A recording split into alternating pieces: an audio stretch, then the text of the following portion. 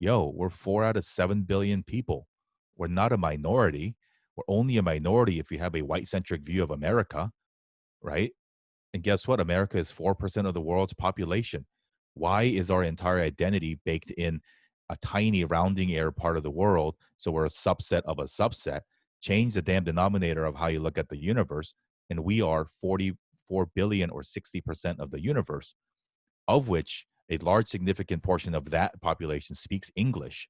And so when we talk about creating Asian American content or Asian content for English podcasters, English speaking podcasters, the audience is a billion. Her name was Alicia.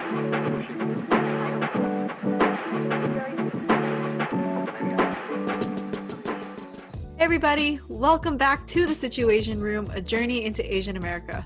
We dive deep into the issues in the Asian American community, from questions like, where are you really from? And representation, to sharing food and our own experiences.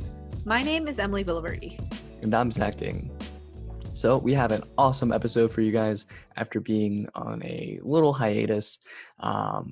We are back. We have Jerry Wan as our guest. He is an incredible guy.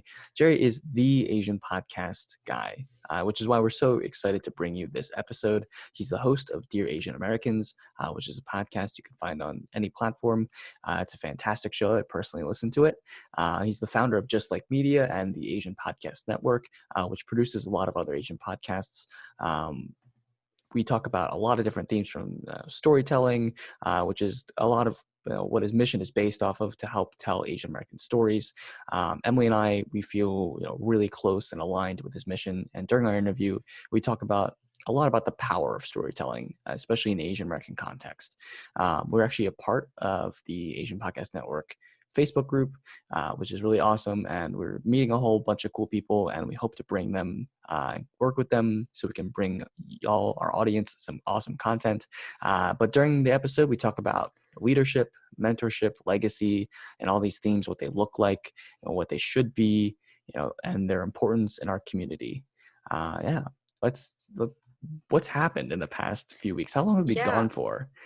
We were gone for maybe 3 weeks, almost a month. But I am so excited to be back here in the SituAsian Room with you, Zach, and with all of our listeners. It's been a minute. It has been a minute. Let's talk current events. What's happened in the past month? Well, personally, I know you are now Madam Director of the Filipino. Oh wait, you gotta find. Yeah. What does FIND stand for? So FIND stands for the Filipino Intercollegiate Networking Dialogue. And essentially what this is it's the national organization for Filipino student associations that run across the East Coast. So from Maine to Miami, it connects all of the Filipino student associations and through different colleges, vocational schools, universities, and it's a community building organization. Recently, we decided to split the furthest district down south, District 8, which is consisting of Georgia and Florida, into two separate districts. So now District 8 is the district for Georgia, South Carolina, Tennessee, and Alabama. And District 9 is all the Florida schools. So our school falls into District 9, and I am proud to announce that I am the first national director for District 9. Let's go. I'm proud of you. I know. Thank you, Zach. The reason we went on break is we had a lot of stuff to do. That kind of, and we want to make sure that we bring quality content. We can't just half-ass these episodes.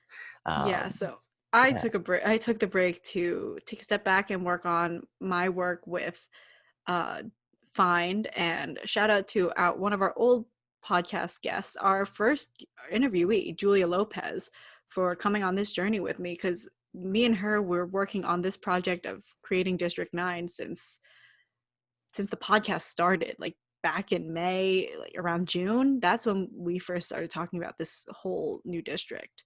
Wow. So that's why I took a step back from the SituAsian Room. Zach, you have been in the thick of it with election season. Yeah, I was canvassing a lot, and trying to get out the vote. I also was a poll worker in Pennsylvania, which became very contested, counting votes in Pennsylvania for an Yeah. unexpected reason. Yeah, I've been working on some home renovations too, so it was a lot. It was very busy, so we had to put the Situation Room on pause because we want to make sure we maintain that quality for all of y'all as we continue to improve. Related to our interview, though, if Jerry tells some crazy college stories that involve Vegas and Yes. drink and Korean kids in our interview. So stay tuned for that. But speaking of the election and actually Florida and Georgia, you just mentioned, nice segue Mhm. into current events. The 2020 election is finally over.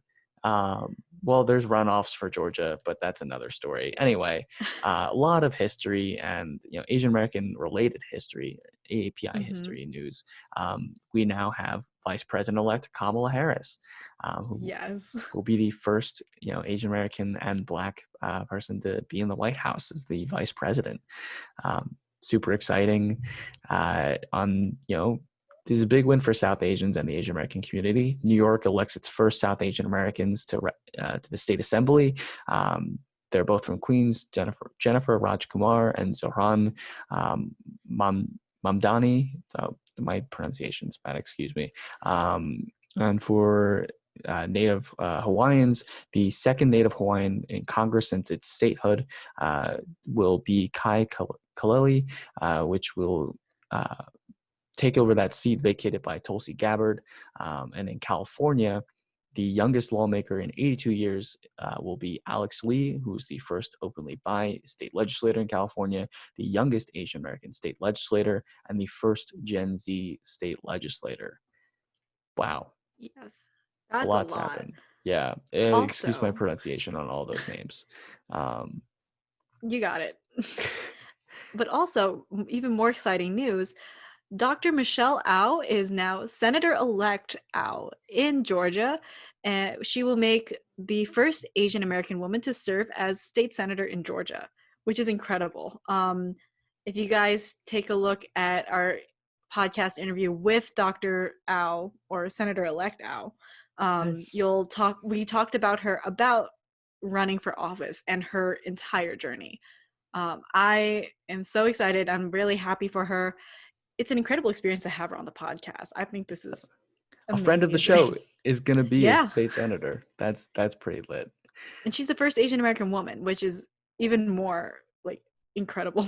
Yeah, Georgia's changing. I mean, Hmm. Georgia went blue, kind of. I mean, yeah, I think I'm not sure if they're going for recount, but Political called them for going for Biden, which is crazy to think about. But more news: Miami Marlins names the first female general manager and first Asian American female general manager, Kim Ing, which is super exciting. Hmm. Um, yeah, what else is going on, Emily? Yes. To take us a pause from all this good news, recently Typhoon Goni has devastated the Philippines. It's the largest natural disaster to hit the Philippines since Typhoon Haiyan in 2013.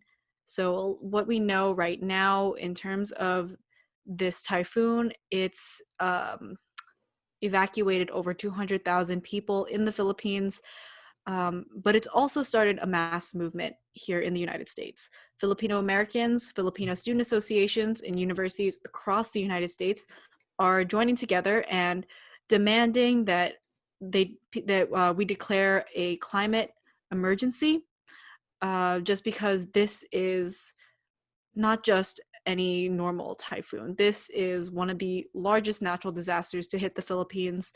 Um, Guys, if you check out our website and our show notes for this episode for the introduction, I will be including different resources that you guys can check out to lend a hand, send out, donations if you want to send supplies. The Philippines can use all the help it can get right now, and even the smallest donations count. But yeah, happier news again.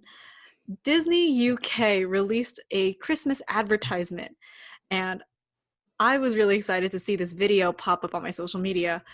It showed a representation of Filipino culture. So, Zach, have you seen the video? I have seen the video because you shared it with me. Otherwise, I Okay. would not be watching Disney UK ads, but Yes. it is So, awesome.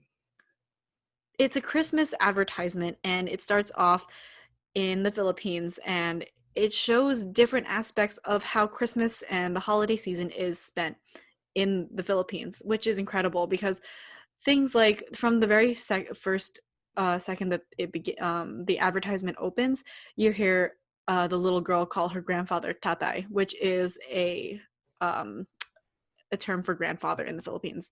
And then mano po, which is a sign of respect that the little girl does with her grandfather, where she takes his hand and presses it to her forehead as a sign of respect for elders.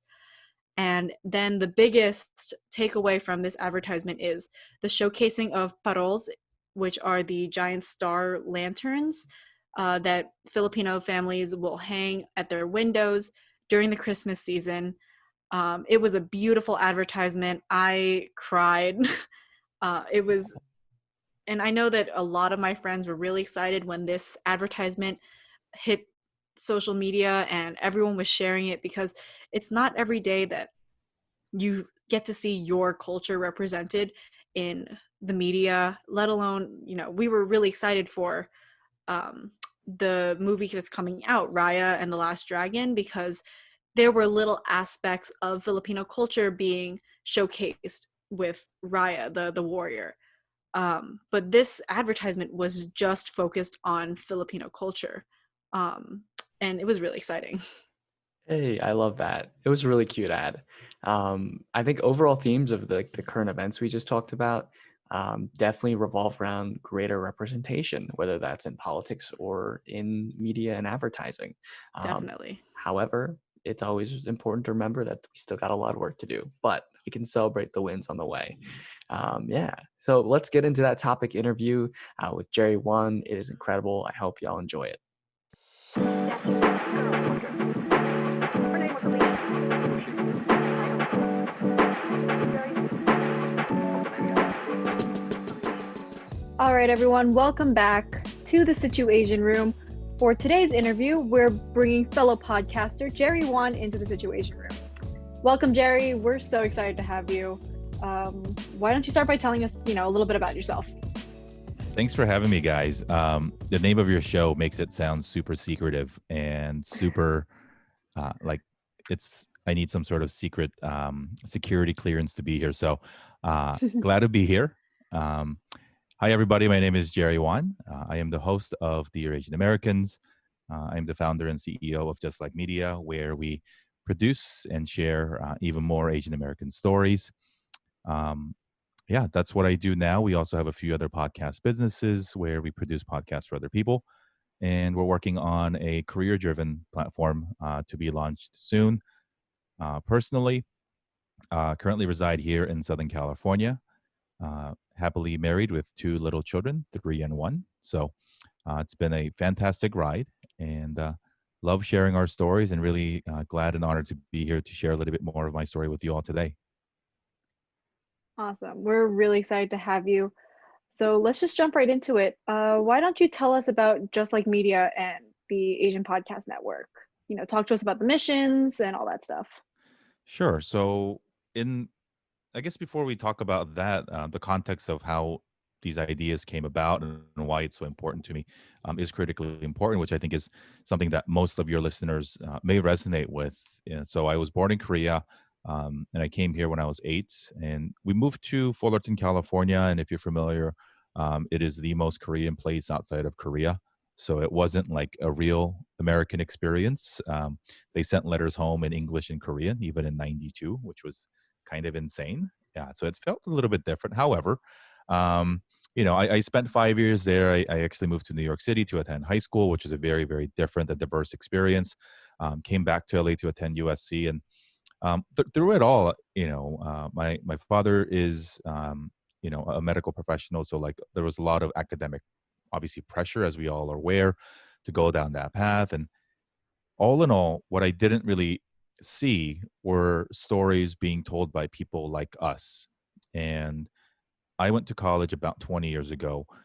And I think what we had at the time were a lack of both the stories to tell, meaning that there weren't a lot of Asian Americans doing really cool, innovative, and unique things in a modern sense. And there was not the opportunity through the platforms that we now take for granted to actually be able to share these stories. So we were led, obviously, some of us.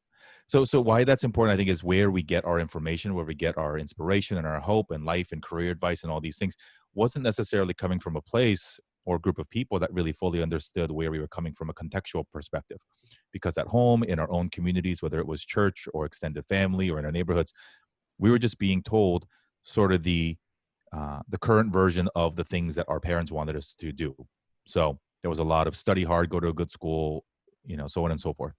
And then when you talk to, other friends, whether they be, or, career advisors or things like that at school or at work, they're not Asian immigrants. They don't know what we're going through. They don't know sort of the standards. So you're getting a lot of good content, but there's actually no context at all in sort of, we're coming from different places. So while your advice or, why don't you do these types of phrases were very well intentioned, it just didn't hit right. So I think all of us go through life living some of that. And some of us choose to just go heads down and go study, study, study, and then try to accomplish in the traditional achievement sense and hope it all works out when we have the right job, the right degree, the right amount of money. Or we spend some time, many years, trying to figure out our own identity and wondering if people who look like us, people who speak our language and eat our food, really can do the things that you really want to do. And so I don't want to say I struggled, but I think that was a part of my 20s and my early 30s, and still a little bit today, that really motivates and really inspires what I want to create in Just Like Media.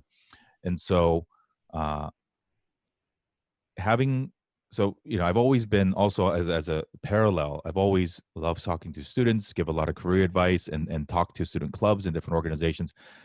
And in the past few years, I unfortunately started to realize that parents actually haven't evolved, even though we've evolved. So parents of college students now are still telling their kids, doctor, lawyer, engineer, or you're a disgrace, or, pick a safe job, or, do something for longevity. And entrepreneurship was still sort of being poo-pooed, even though the world has completely changed in the last, 20 years since I was in college. So, okay, that sucks. So how do we change that? Because I have two little people at home, one's 3, one's 1. And I really felt like if I didn't do anything to change the narrative, then that there is a great risk that their generation, that my kids' generation, when they're in college in 20 years, they're going to have the same conversation of, crap, I feel like society expects me to do one or two or three things, and I don't have enough use cases or, evidence in the world that people who look like us can actually do what we want. So that's sort of how it was born. I've been very fortunate. It's something that I am proud of because I've worked hard at it, but I have a great network of friends and classmates and, people that I know that do a lot of crazy, fun, successful things. So I said, and why don't we invite them in for a conversation? And thanks to technology, and as we sit here speaking on a podcast, like podcasting, there's no barrier to entry, right? Like you have a cell phone, you can have a podcast. And so it's not a technical limitation. It's all in your head. It's between your two ears of, does my story matter? And do I have the consistency and the dedication to see this thing through? So Dear Asian Americans was the first podcast that I started, or first Asian American podcast that I started. I had a different one that is no longer. But it actually took 2 years for me to press upload. Just like many of us do, we keep telling our friends that I'm going to. Dear Asian Americans actually in 2019 was an Instagram series during Asian Pacific American Heritage Month, which I'm happy to admit was my half-ass way of doing something instead of going deep end and actually talking to the people. Because I would just ask my friends for a photo and like type a response, and that was an Instagram thing. That was, total half-ass, right? Like we weren't really telling stories. And so around January of this year, I was like, you know what, F it. I got to pick a date and I got to start recording and I got to start sharing these stories. So I picked March 2nd to launch the Asian Americans, which is my daughter's birthday. So she turned 1 this year. So I said, look, if this is for the kids, then what better day to start sharing these stories with the world than on our birthdays? So Dear Americans was born March 2nd. As of today, we've launched 78 episodes. These are long form sort of identity journey seeking episodes and interviews that I've done with over 80 people now. And so that's been really great. That's then parlayed into, I never just wanted to tell my own version of the stories or just one back bucket of Asian American stories. The goal was always to learn the skills and to meet people to start even more. And so I started an actual company called Just Like Media, of which The Asian Americans is one of the 7 shows that we produce now. And we're going into very unique and specific verticals of the Asian American experience to tell stories that are not being told today. And many of these stories, I actually don't even have a right to share because I don't fall into certain demographics. But what I do want to do is to provide a platform and a system where if people want to share their stories, we equip them with the tools and the training and the know-how and the support to make sure that their stories get told. And a part of that mission was to build a network of other Asian podcasters globally, because all our stories are unique and go through a shared thread to bring people together and to share our victories, our challenges, to build support, to guest on each other's podcasts like we're doing now, and to really let the world know, like, yo, we're 4 out of 7 billion people. We're not a minority. We're only a minority if you have a white-centric view of America, right? And guess what? America is 4% of the world's population. Why is our entire identity baked in a tiny rounding error part of the world? So we're a subset of a subset. Change the damn denominator of how you look at the universe. And we are 44 billion or 60% of the universe, of which a large significant portion of that population speaks English. And so when we talk about creating Asian American content or Asian content for English podcasters, English speaking podcasters, the audience is 1 billion, not 16 million, right? So there's and we started that, I don't know, 3 months ago. We got now over 400 and some odd change people in a Facebook group. There's daily engagement. We're starting to really build a community of people who care about each other. And then my two goals there is encourage people to start more podcasts and then to discourage people from quitting, because it's a hard journey, as you guys know.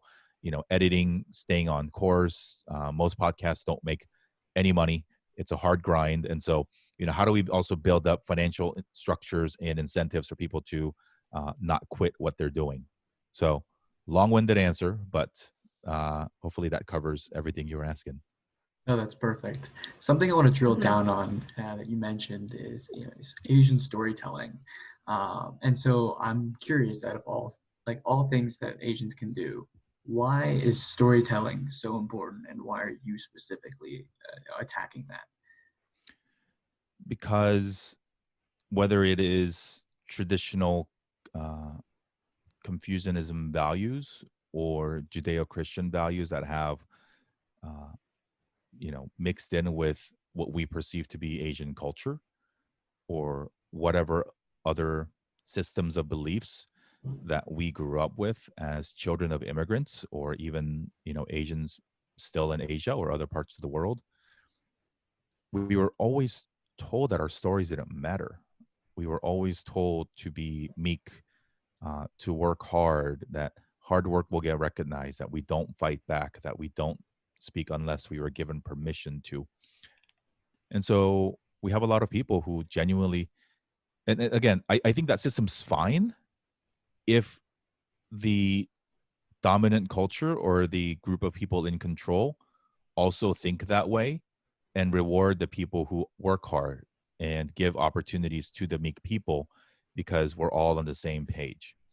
When you put a large group of people who believe in the universe doing its right by rewarding the hard workers, by making sure that humility and quietness actually get rewarded, into a system where the oppressor takes advantage of that and uses our silence and our whatever adjective you want to throw at it against us to keep us down even more and to erase our history and to make us more like them in order to be accepted, then we run the real risk of losing our identity of where we've come from, because we cannot change the color of our skin. We cannot change where we come from. And we, all of us, whether you're from Vietnam, the Philippines, Korea, wherever, we are literally sitting on thousands of years of history.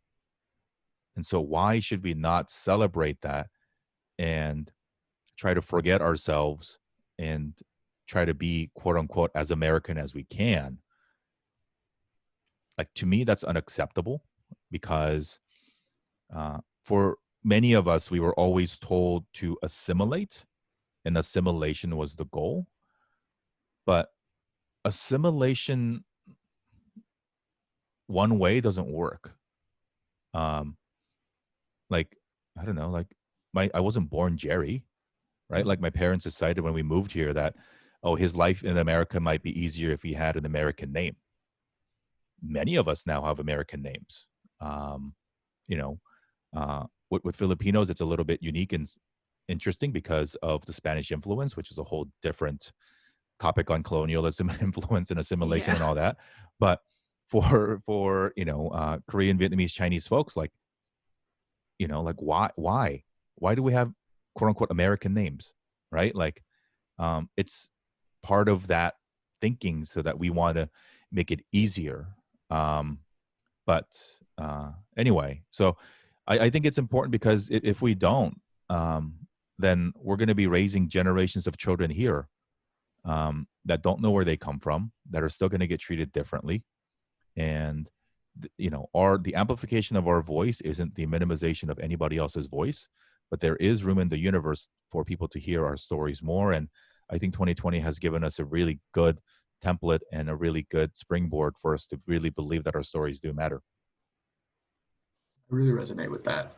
And on the topic of generations, I've heard you talk about this before, but can you talk about the differences that different generations of Asian Americans have in their attitudes towards storytelling?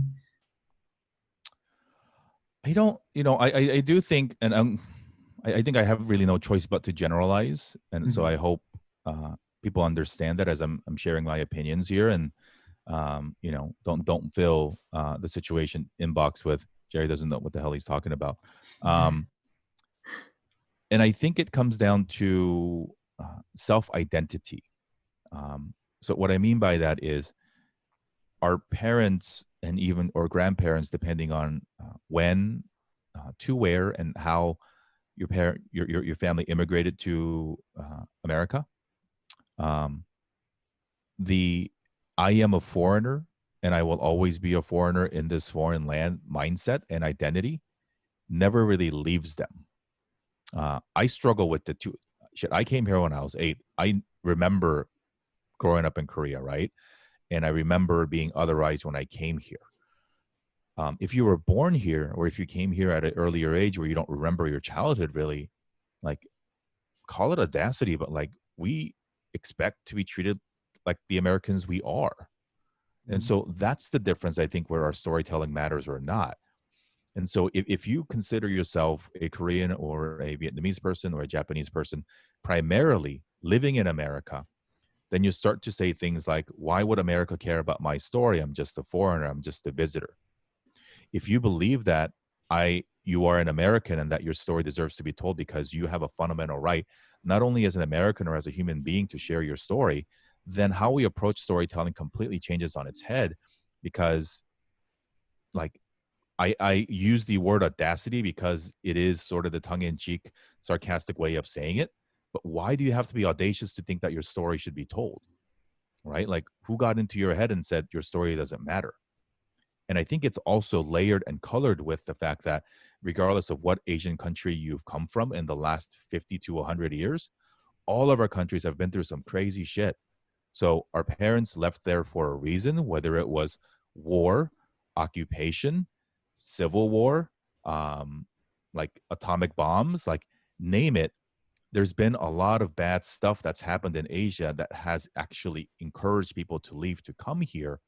And so the other part of the hesitancy tendency to share their stories is people who've been through really terrible stuff don't want to share that, because we also do a really terrible job uh, in the space of mental and emotional health to encourage people to talk about their stuff, right? So, um, like my grandparents lived through the Japanese occupation.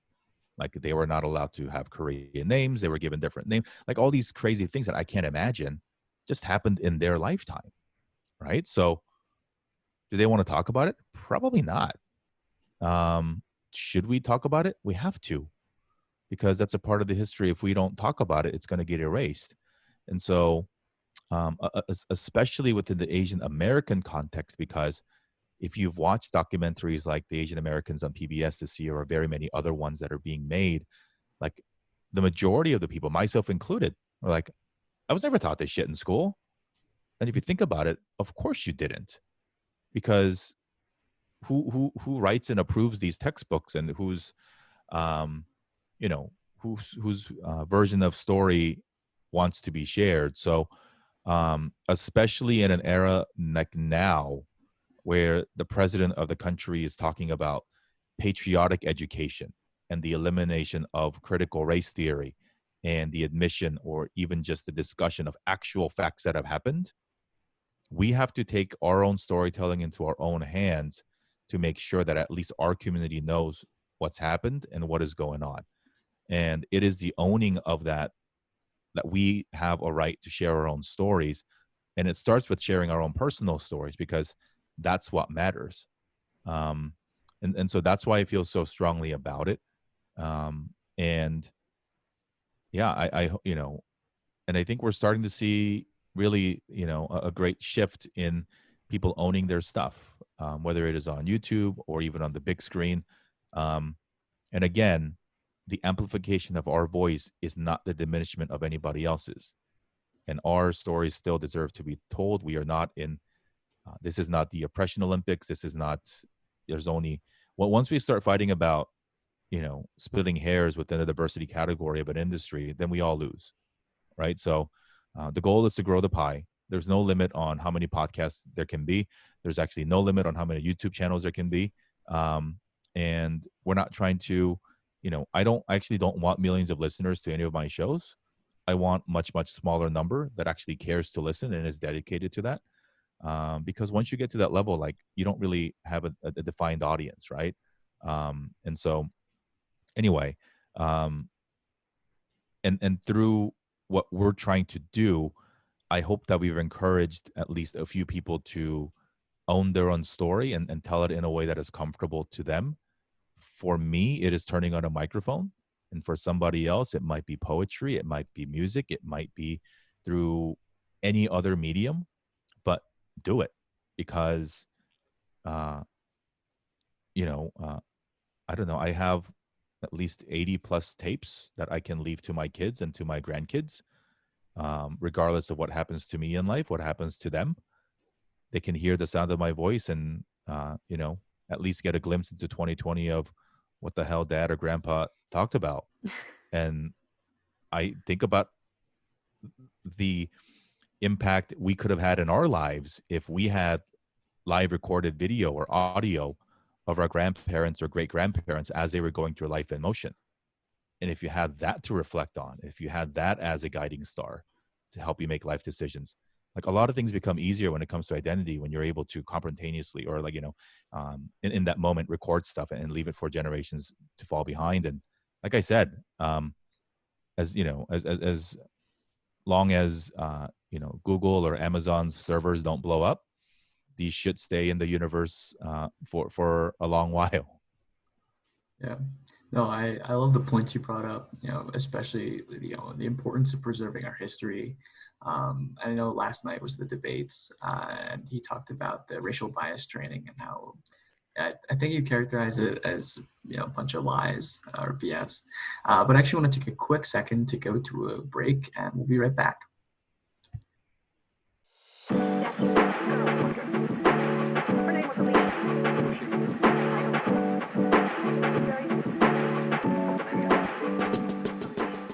Hi, right, so Jerry, something I want to talk about with you is Asian leadership and the development of young people, because you got a big LinkedIn following, you're an expert in coaching people, and I think that leadership and storytelling kind of relates to APM because you're building a greater coalition of Asian podcasters and organizing us together to create a sense of leadership that's crucial to pushing us forward as a community. Now, in your mind, or in my mind, you're both a leader and a storyteller. So I'm curious, do you see these going hand in hand? And if so, how? I don't think they're mutually exclusive. I think everybody should tell their stories. Um, there's a lot of fear of judgment these days because we live in Instagram, Facebook, TikTok world where there's a lot of virtual bullies and people who just spew a lot of hate. And I think that needs to be acknowledged because it is actually, it is hard enough. The self doubt in your head, the imposter syndrome, and all these things that kick in. Every day I deal with it of trying to uh, convince myself or go through the struggles of like, what am I doing? Are people actually listening? Am I making a difference in the world? And is this a profitable venture that I should continue to march towards? All these things don't go away. You have some good days where you feel really confident because you get some good news, and you have some really shitty days where you're like, oh, crap, right? Like Dear Asian Americans goes up on Tuesdays. I had a really crappy day, Monday, Tuesday. And so I just uploaded it a couple hours ago. Like, I'm okay with that, right? Like, but I'm not going to beat myself over because I missed a day, right? It's important that I share. And so when it comes to storytelling, like, recognize that it's not easy, but also recognize that you don't have to start a podcast or write a memoir for you to be a storyteller. Taking a photo on Instagram, writing a tweet, like calling a friend, like those are all micro versions of storytelling that will help build the confidence and the determination that your story actually matters. And if you're a little bit younger in life, like it's good to talk about things as you're going through it, but also realize that just like you have clarity about the shit that you did when you were in elementary school, the stuff that you're going through now, you won't have full clarity until you have the value of hindsight. And that's okay because that's literally part of life. In terms of leadership, it's leadership can be defined by a number of different ways. What it isn't is title based. What it isn't is power based. And what it isn't is influence based, right? I think leadership is simply defined as being authentic and being morally right in your heart. If you can do what is right in your heart and be yourself doing it, regardless of how many people follow you and regardless of how many people applaud you or attack you, I think that is the moral character of what a leader is, doing what you feel is the right thing to do. And of course, when you marry the two, it makes it easier to do the storytelling part if you feel like you are a leader or if you have a following or some sort. Um, but again, I think when we go back to these unfortunate stereotypes and values that we were led to believe would define our existence, like where you go to school matters a lot, what letters you have after your name matter a lot. And now in tech world, that's been replaced with what company do you work for and how valuable are your stock options and all these things that at the end of the day, like sure, like validate somebody's education and career, but we run the risk of that totally defining somebody's self-worth. And so I've had conversations with people when I was in consulting at other places where people that are earlier in their careers with, junior level job titles don't see themselves as a leader because they've been conditioned to think that their title prohibits them from seeing themselves as a leader. But here's a crazy thing. And this lesson was like really hit home when we had our second kid. When you see your 3-year-old, well, he was 2 at the time. When you see your 2-year-old, teaching your newborn kid life skills and tricks, then you realize that everybody's a teacher, everybody's a leader, right? And so if you're listening to us and you are in high school or you're in college, right? If you're a student and you're like, and as a student, you're always in that hungry mode of like, I want to learn, I want to be mentored, I want to be coached, right? You feel like, because the world has told you that you are on, quote unquote, the lower part of the totem pole. But guess what? If you roll yourself back 3 years ago, right? And as a high school kid, you worship college kids because you thought they had their shit figured out, right? So if you go into a room, a virtual room of high school students, and then you say, ask me anything you want me about college, you become God to them because you are living a life that they want to live, right? And if you're a high school student and you do the same thing with a bunch of junior high school kids, right? Like, you see where I'm going with it? Like, it's all relative. Leadership is relative. Storytelling is relative.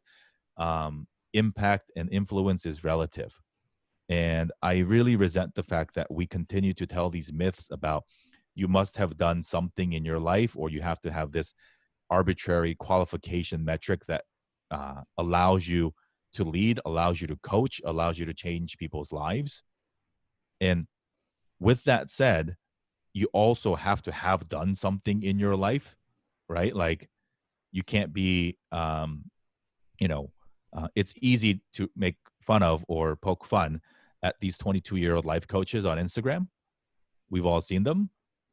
I say that as a 37-year-old, but that's also my judgment, right? Because I don't know what the kid's been through. And I don't know if a 17-year-old would get value out of it. But that's where it actually goes back to my definition of leadership, right? Like, you have to do it from a place of authenticity and feeling and doing what you feel is morally in your heart.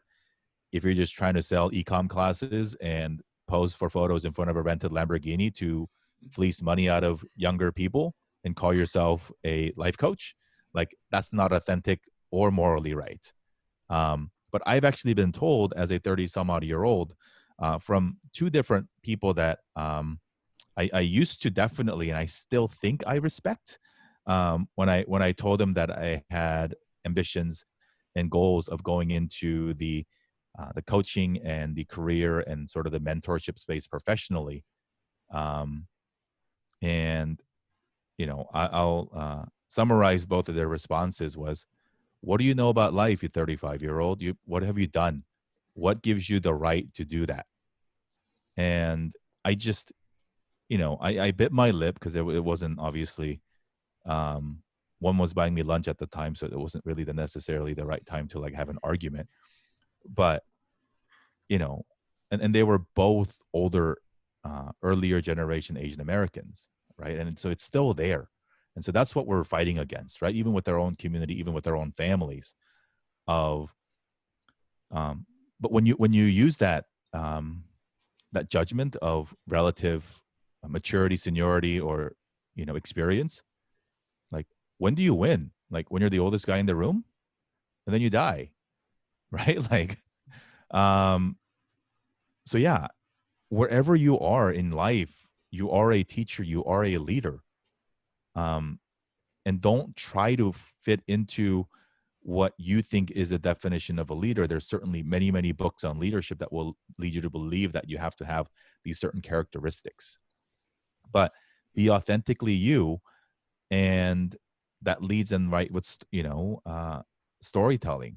Like, anytime I speak on a show or in public, like, I will admit I've been fired before, right? Like, I didn't have the greatest GPAs in college, right? Like who are we trying to fool, right? Like, I'd rather share all that and saying, like, this is who I am. And so if you want to listen to everything I say, please do, but also listen to nothing I say, because I'm just one person with a unique experience, and you should live your life the way you want to. And so while so it's, it goes hand in hand. But, I don't think we should really, you don't need a platform to call yourself a storyteller, and you don't need a title or a platform to call yourself a leader. Just be who you want to be and just do things right in your heart. And you'll be surprised or not by the way that people, connect with you and follow you and help you amplify your voice. I love that. I definitely connected with everything that you said about leadership. I really loved your definition, how it's not about the following that you have. It's not about following or trying to mimic what another person has already done in order to be a leader. Just authenticity is something that I really strive for. And I really like that you mentioned high school and college students, because that's something that I want to talk to you about. We met with Jerry before filming this episode. And when we first talked with you, Jerry, something that I really resonated with was your work as a student leader and starting your Korean Students Association. And I know it's been a little bit of time since your college years, but you still maintain a really great connection with some of the past presidents and some of your friends from your Korean Students Association. And that's something that I've been trying to build now that I'm in college with my Filipino Student Association. Just legacy and making that connection and keeping that connection consistent over time is something super important to me. One thing that I wanted to ask you was, how did your experiences as a student leader and continuing to build this legacy, how does it influence the work that you're doing now?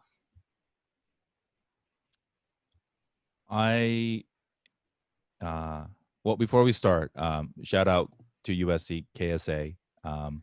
They made us change our name to CASA to make the American part not part of a dash, but a separate letter.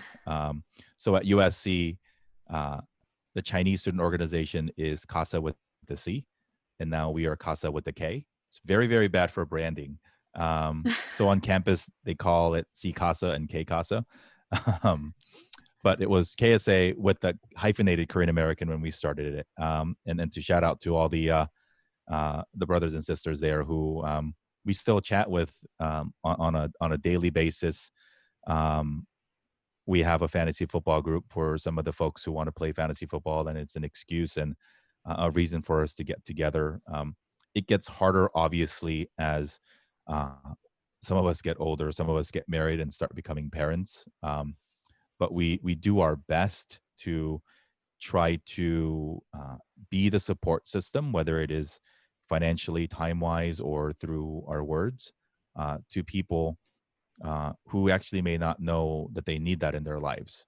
And so it's a delicate balance, I think. So a lot of the things that I create and a lot of the things that I do stem from the thing of what would I wish, what do I wish I had back then, right? So when I started at USC in the fall of 2000. If you follow Asian financial crisis history, like in the late 90s, the Asian financial crisis, or what most Korean people know it as the IMF crisis, the International Monetary Fund crisis, actually decimated the Korean population at USC and many other universities across America, because whether you were an international student or your family's finances were tied to Korea, a lot of it got wiped out. So there was a mass migration out of the American education system. So when we went, there was no club. So I happened to fortuitously restart the club as a group of, freshmen and sophomores, really. And so we didn't have seniors, or we didn't have older people to look up to or whatever. So, so the reason why we continue to stay involved and to provide mentorship down the line, and now it's 20 years later, tailed off a little bit, but still robust for the majority of the generations, is to try to be there for the students that we wish we had, provide the support that we wish we had. And where it becomes critically important is, at some point, I had to, we all have to let that go, and to be the person that they want you to be. And if that means stepping away and never coming around because they want to do their own thing, like, that's on them. And you have to love the organization more than your own involvement or your own ego, so that you don't want me around. You just want me to, buy you dinner once a year. Cool. Like, if that's how I can be supportive, awesome. Like, you want me to mentor you or find you a job or make some introductions? Cool. Right. Like, you want me to show up to your football tailgate and bring some booze? Like, cool. Like, ask them how they want help. Right. And this is I don't know if parents are listening, this is literally how you parent, right? Like you don't parent your kid the way that you want it to. You ask them and you let them tell you how they want you to parent. Um, Speaking of, that was just my kid. He got up from his nap very grumpily. Um, Shout out to all the parents trying to do everything at home at once. Um, but I think that's where it stems from, right? Like, and it's, did I think about it as legacy when we started it? No, right? We, because we're a bunch of, idiots. Like we play, we started numbering the presidents. So like I'm number 2 and now we're on number 20. And in the years that we had co-presidents, there's an A and a B. And the way we defined the A and the B was through a drinking contest. And so like we've done some stupid stuff. We've also done some really stupid stuff, like starting with number number 8 as a way to say thanks for serving the club for a year. We started a brief, it lasted a few years. We started a tradition of kidnapping the person and taking him to the string of men to Las Vegas for a night to do some stupid stuff. Don't And so incriminate like, yourself. yeah. The first one, we told them we were going to dinner and then we just kept driving to Vegas. And then obviously the years after that, they knew what was coming. So you build in, when we talk about legacy, when we talk about traditions, especially in an organizational context, traditions are just bright ideas that people had sometime in the past, right? So we're talking about like traditions are a really big topic in 2020, right? Like, what do you mean kids can't, go trick-or-treating? That's gonna be the death of them. What do you mean we can't play football? Like, and then these people who, again, have tied their identity and their self-worth to these traditions that they think are life-defining also forget that like that's just some shit that somebody made up years and years ago, and we happen to do them every year for the past few decades. And so why that's really powerful is that it should empower you, that shouldn't be the tie to whatever you're thinking, but at the same time it should also empower you to genuinely believe that you can now create the traditions that you want, and that whatever you create can live in the universe in perpetuity if it's something that you're willing to put in the work behind, right? So for you, Emilie, and for a lot of people that want to, like, one, love the organization, don't love the people, right? Serve the organization and serve the mission. And at some point, being a good boss, being a good leader, being a good parent works the same way. Like ask the customer, which is the group of students in charge now, like, how can I help you? What is a way that I can help you? If you don't know, here are some suggestions. But I think, owning it and then telling a bunch of students how you think they need help, like that's different, right? And so like as we've gotten into, like, now it's 20 years literally, like we're not as close as we once were to like the younger students, because the whole world has changed, right? The way they define fun and the way they party and the way they view stuff. But you always want to be there for them, right?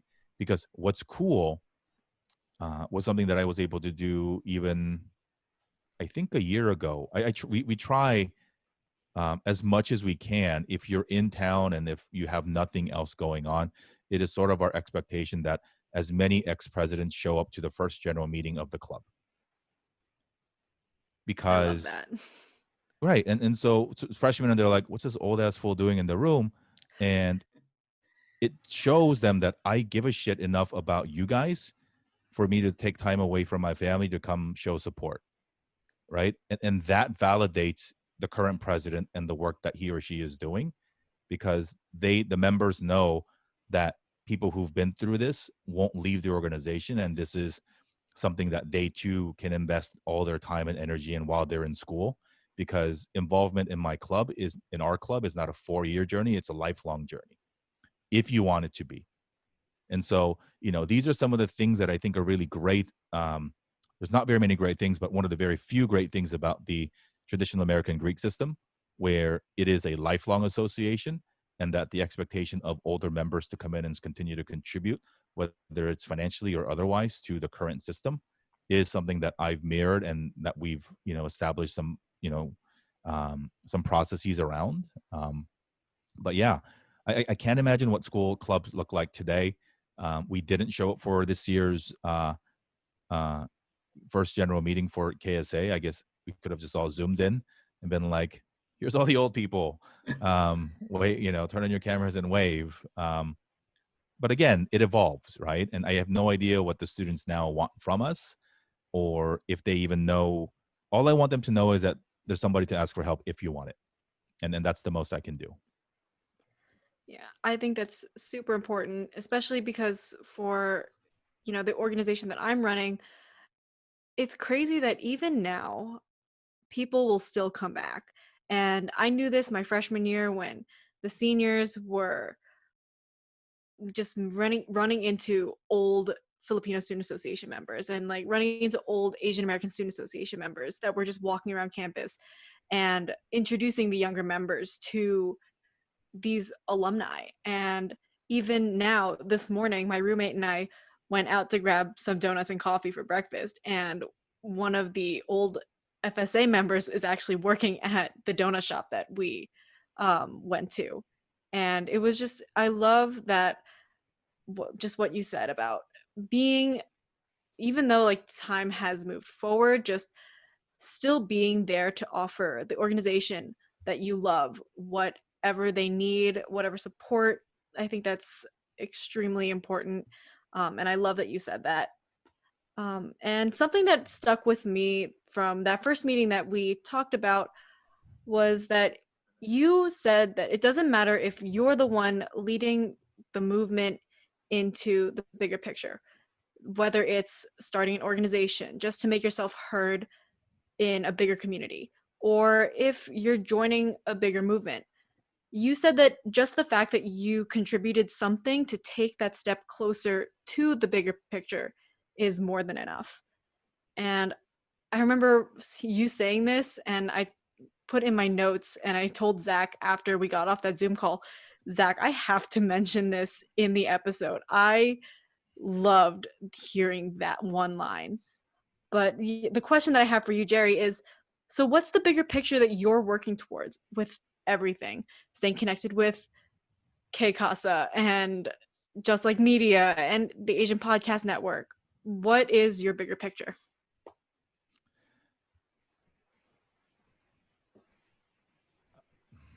This is the what do you want people to talk about at your funeral question, right?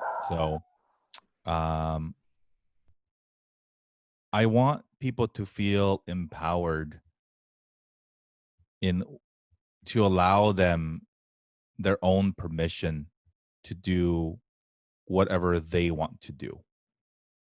Not just through the stories that we share, but hopefully through the actions that I am taking in my own life. I hope to inspire the next great fill in the blank to believe at an earlier stage in their life, as early as we can, to not live under the construct of a permission driven world where they have to seek and be granted permission to do anything, and to believe that they have every single thing in their reach, and that they have a community of people that are going to be supportive 100% to do whatever it is that they want to do. And so that, I think, happens through creating platforms for conversations like this. That, I think, happens through showing that somebody who really, barely graduated from college and had a very tumultuous career in his 20s, can subsequently, get his shit together, go to graduate school, and try the rigorous and life that is strategy consulting, and then decide to walk away from it because it doesn't align to my own version and vision of what I want to have left for the world, right? And so it's it's interesting because I think the way that I would also answer that question too, or I guess a follow up from some people is like, well, then how do you know? Like, how do you know so clearly what it is that you want your legacy to be? And two things on that. One, this is what I think in this moment. I reserve the right to change it an hour from now, and you should as well. Um, don't let one definition of your success like rule you for your entire life. And two, something that I think about from time to time, and something that I encourage everybody listening to do as well too, is when you think about what is your life's purpose, what is your life mission, like what you should be working on today or in the future. I think about it in three buckets. We've talked a little bit about family and the sacrifices that our parents and the generations of our ancestors went through for us to exist today. Um, do something that would make them proud. And not just like, oh, I'm proud of you, but like make good on their sacrifice, right? So for a lot of us who've moved here, it's an additional layer of racism and discrimination and financial challenges that many of our people in our community have gone through. So one, so imagine a three-circle Venn diagram for all the geometry nerds out there. So that's one circle. The second circle is, are you maximizing your own potential in the present time, right? And so this is where I encourage people to go to the best school that they can, because it's not just about the academics, it opens doors, right? And get that job at that very prestigious firm, because you can, right? You should strive for it. Start that company, try to build something. Are you living your most maxed out life? So that's on you. And that's a different answer for everybody else, right? Not everybody has the same starting line or the same opportunity. So however you define it, like reach the highest that you can. And then the third part, which I think sets your heart more than anything else, is do something that you can look your great grandkids in the eye many years from now and say, that's what grandma did and that's what grandpa did to make this world a better place for you. And if you can't look your own descendants in the eye and tell them that, then either stop what you're doing or figure out a way to stop what you're doing to do something else. Right. So that eliminates wealth accumulation out of anybody's list. Because some might argue, well, making a ton of money might help my future generations, but like in the process, did you leave the world in a better place? Right. And so I don't think money and purpose and mission are mutually exclusive. You can make good money, um, doing good work. But that's sort of like, and so it took me. Look, I'm 37, so like if you're listening in your early 20s, you're like, you know, and I know it may sound like I have my shit together, but trust me, it's I'm gonna get off this call and start working on some stuff and like get into my own head, right? Like, and that's okay. Nobody has it figured out, and anybody who tells you that they do is lying.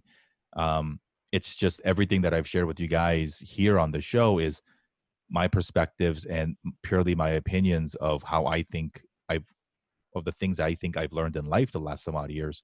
But like, try to live where the intersection of those three things lie. And as you live life, as new experiences come in, as different people come in and out of your own life, like expect that to change and be okay with it. But it, like that to me is moving the world forward in a small way, because when you look at life that way, like it's very hard to make it about you, right? Especially that last piece about like, what are you doing for your kids? Like it's really hard. And so that's why, it's more about the movement or the cause than it is about the personality. We're in the middle of the political season, so like it's a great time to talk about it, right? Like it's not about either candidate, it's about the values that they stand for, right? Like look at our brother Andrew Yang. Like he's out of the race, but his ideas are getting implemented, right? And sure, you have to be a bit of an egomaniac to run for president. Like, that's not something that any of us can do. So we get that. But for him, for anybody else running on UBI or Medicare for All or the Green New Deal or whatever it might be, that they fundamentally believe that that is the best way to help humanity, like, it doesn't matter. Like, look at Senator Sanders. Like, he's getting in line. He's being supportive. He doesn't have to be the guy, but he's going to try to accomplish as much as he can because he believes in the ideals. And that's part of being a leader. It's not about you. Um, you should be able to step aside, and it's hard because human beings have emotions and egos and thoughts and all these sorts of different things. Yeah, I really appreciate how you talked about, what you want or envision your own legacy to be, and then also challenged us, to think about how our own. I think that's really important. And I really do love the three circle Venn diagram you shared. And so our next segment and final segment is the Situation Room questions we ask every interviewee. And so our first question, which is super broad and it's supposed to be that way, what does it mean to be Asian American? What does it mean to be Asian American? It's whatever you want it to be. I think we, again, each of us are descendants of hundreds of generations of people that walked this earth, uh, millions of experiences and life altering moments and decisions. That's you. Um, no DNA test, no folk tale will tell you who you really are. Um, you are the living embodiment of all of that. And now you're living in a country that is supposed to celebrate that. You're living in now a country that, if you believe the history books that we learn from, was where people who faced persecution elsewhere came to live out their dreams of freedom. It's not so. We should admit that. That world is feasible given the construct of how the government is formed, but it doesn't seem to be the reality that it is today. My friend Sujin raises her daughter is half Korean, or the father of her daughter is Black and she is Korean.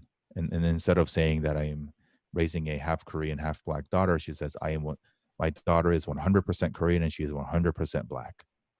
And I think that's so beautiful because the half or the quarter or however you define it purely based on genetics is, I think, sort of this, again, a different mindset of scarcity. Like, you shouldn't have to split your identity. And we're not biologically Asian American. It is a self-identified identity. But again, like, it's all how you define yourself, right? I'm Korean just because that's where some people who fought many years ago decided to draw the line, and that's what they decided to call the country, right? So like, even, and I know a lot of us have much pride of country and flag and all these things, nationalism, right? And so to me, being an Asian American means honoring the places that you've come from, honoring the people that have made sure that you can exist today, but also creating a future forward to a place where, we can coexist as equal members of society. It's hard. And so I think that's what it means. I think every man-made identity can be peeled away, and at the end of the day, we're just human beings trying to get through this thing called life. And so, but we are, tied to these identities that sort of make life really rich, but also very challenging at times. But yeah, I think that's what it means. All 18 million of us. I love that answer. Our next question for the segment is food is often a bridge between people, and it's a wonderful way to share one's culture with someone else. So, very important question. What is your favorite Asian dish, Jerry? My favorite Asian dish is naengmyeon, which is Korean buckwheat cold noodles. Naengmyeon literally translates to naeng cold myeon noodles. Um, the myeon is the same root word as main in chow mein. So it all comes from the same thing. But rarely do people have naengmyeon by itself. It's usually, if feasible, served as a part of a course when you're eating, a barbecue meal. And so for me, um, that was my favorite food. That was my grandfather's favorite food. So like we had this place that we used to go to when we were much younger, and that sort of. And every time we go to a new place, like LA has terrible noodles, so like holy grail effort of like trying to find good noodles along life's journey. Um, but yeah, I think that's my favorite food, partly because it reminds me of my grandfather, and partly because it's freaking delicious. And it's got way too many carbohydrates, so it's not good for the body. But once in a while, it's good. That's fine. It's good for the soul. Love that. Who is your Asian American role model? Ooh.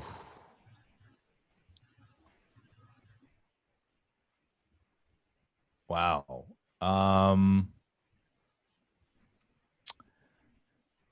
Oh, wow. Wow, wow, wow. I don't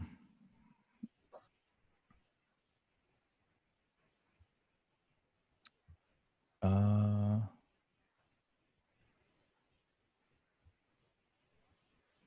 I rarely get speechless, and this is very odd. No, it's okay. We can always take it. No, no, no. Don't the silent, you should have the silence work in your favor. Editor, if you're listening, don't cut this out. Oh man. I think um I don't know. I think it's not a singular person. I think it's every single person who, in their own way, um, showed me when I was much younger, and continue to show young people that things outside of the world of expectations are feasible. Um, there are, whether it is a school teacher or somebody within the community, um, and many come to mind, but it's just that uh, belief that um, we can be a lot of different things in the world. Um, unfortunately, I grew up in a household where, um, you know, degreed people and professional people were highly lauded, and everybody else was just sort of poo-pooed on. Um, and so, you know, those folks come to mind. Yeah, I'll have to give you guys a better answer at a different time. Okay. No worries. And finally, how can people connect with you, Jerry? That's an easy one. You can find me at Jerry Wan across most platforms, except Instagram. Uh, some idiot has at Jerry Wan on Instagram and won't respond to my DMs, or hasn't posted anything in 10 years. And so Oh, on no. Instagram, I know it's awful. But it's my fault, because 10 years ago when Instagram was getting big, I was not a believer. And so I was like, oh, I don't need that in my life. So I didn't sign up for it for the first couple years. Um, Now, as somebody who is a geek about branding and storytelling, it's like any new platform that is remotely uh, viralable, like you just grab it just in case. But anyway, I did not do that with Instagram. So um, Easy, easiest way is Instagram at Jerry J. Wan or Instagram at Dear Asian Americans. We're working on, maybe it'll be live by the time this goes live, but you can visit jerrywan.com right now. It'll head you to my LinkedIn page, but we're working on a website to sort of put it all into one place, all the various things that I'm working on. Or, just shoot me an email. It's just hello@jerrywan.com, and let me know that you found me through the show. And, would love to share with you whatever you want to know about me, or help you point you in the right direction. Awesome. Well, thank you again, Jerry, for joining us today in the SituAsian Room. Guys, if you're interested in anything that was mentioned during this interview today, or if you want to connect with Jerry, definitely check out our show notes for this episode on our website, www.situasianroom.com. But yeah, thank you, Jerry, for coming into the show with us. We loved having you. Thank you so much. I love what you guys are doing. Every student that I meet and I talk to, I yell at them until I turn blue in the face that everybody needs to start a podcast. I think it is until it gets saturated, and we're not there yet. I think it is the most fun and authentic and smart way to build a lot of skills, including time management, public speaking, networking, and to really build the community and tribe of people that you want in your life. And you'll have a lot of fun doing it. So I really appreciate what you guys are doing. Really impressed with what you guys do, and I cannot wait to see how things grow from here. I know you guys are in Florida, which may not be the safest place in the universe right now, but so I wish you guys safety and happiness, and hope to guys see you in person soon.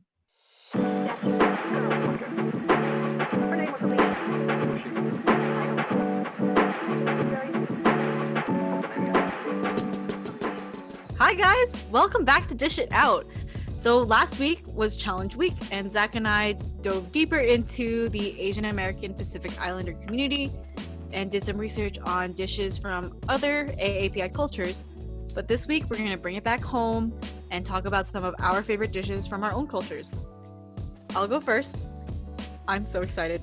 This week I'm talking about lechon, and it's the star of any Filipino party. It's a slow roast whole, like, suckling pig.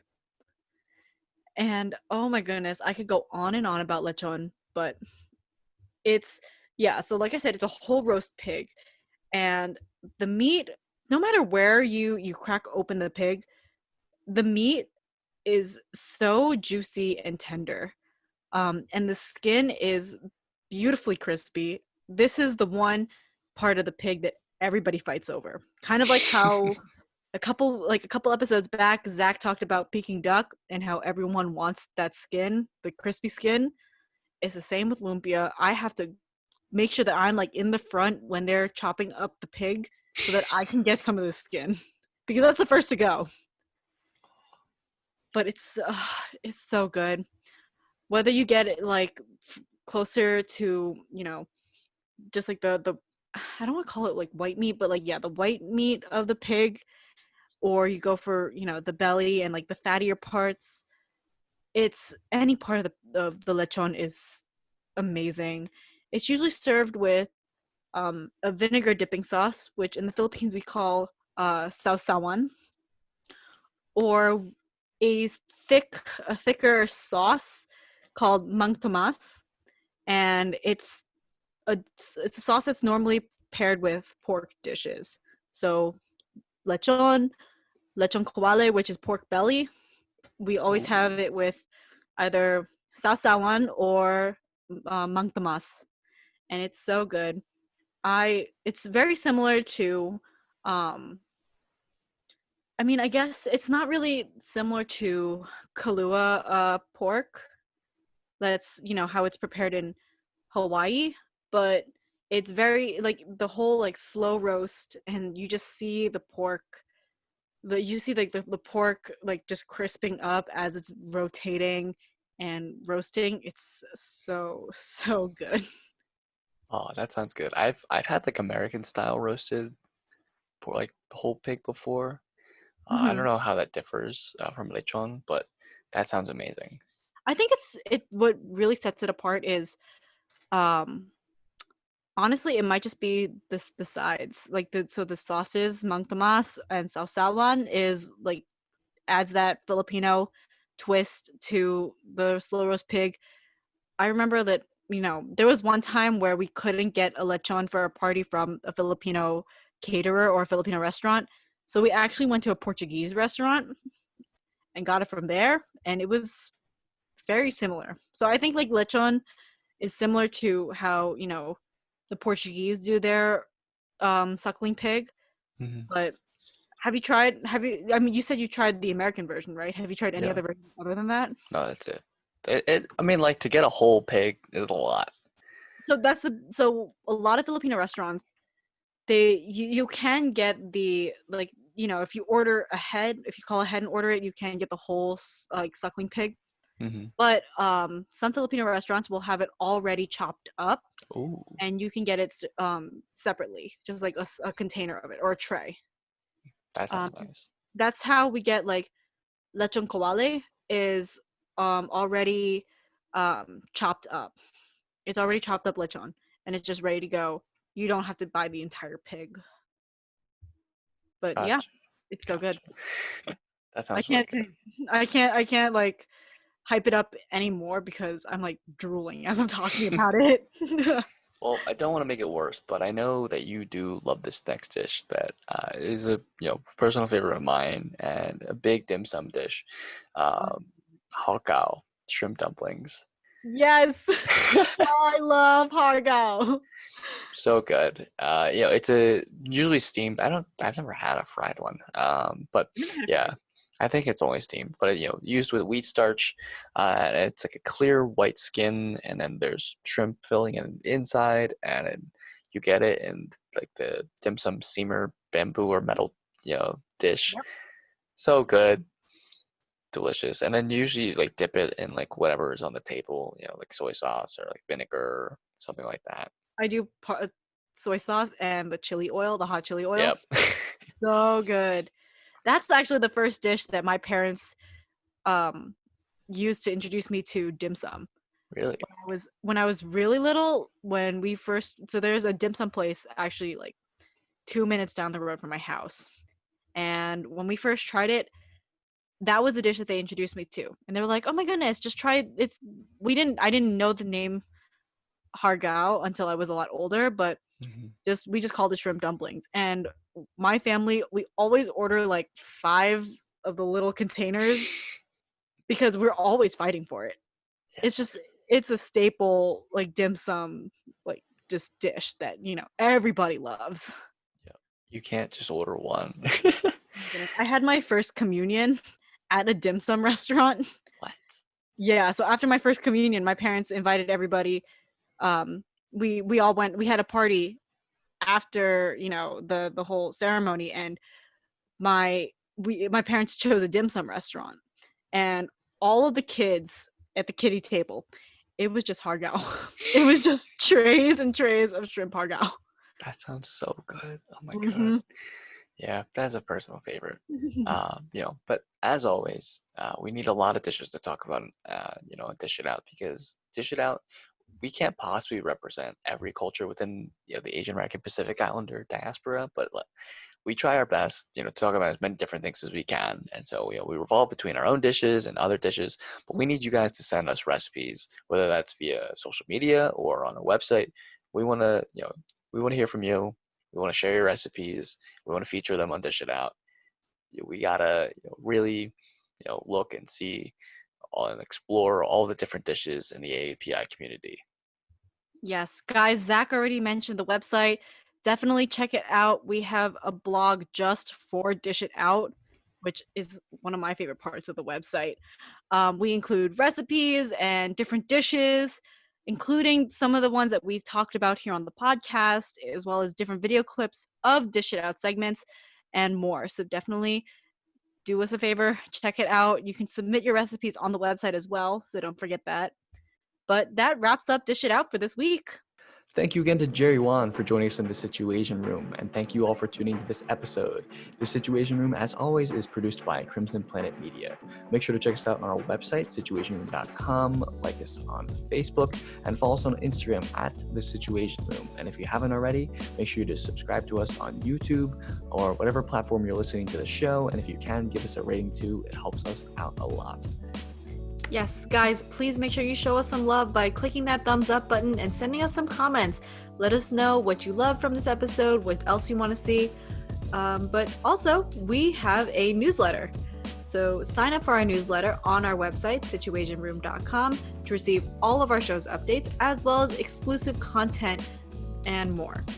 And as always, we want to hear from you guys. So send us messages and recipes for Dish It Out through our website.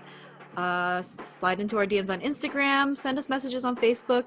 Let us know what you want us to talk about in the Situation Room. But for now, thank you again for joining us on this step of our journey through Asian America. My name is Emilie Villaverdi. And I'm Zach King. All right, so we will do this soon. I know it should be next week, right? Yeah, same place, right? Same place, Right, yeah. We always say same Okay. time, but sometimes it's not. But it's okay, we're coming back. Okay. We are back. We'll see you guys next time. Bye.